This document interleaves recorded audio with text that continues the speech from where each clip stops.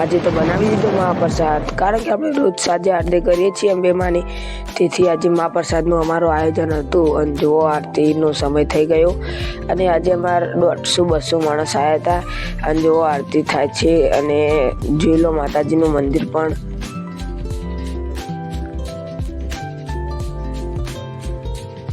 આમ કરતાં કરતાં આરતી પણ પૂરી થવા જાય છે, જોઈ લો.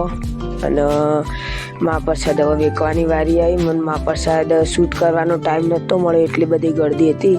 એટલે જો હું તમને બતાવી દઉં, આપણે ફૂલ 4 કિલોનો બનાવ્યો તો એ પટી ગયો. એટલે વસ્તી ખાસી હતી, આપણે 200